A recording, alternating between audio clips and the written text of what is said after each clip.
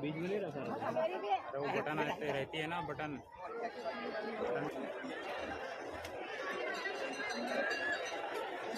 आकाश किनारे निवासी हड्डा जाते वो ये पुलिस शाखा के उनके पास आपके प्रेजेंट तैयार कर रहे हैं अगर यहाँ संपर्क करें आकाश किनारे निवासी हड्डा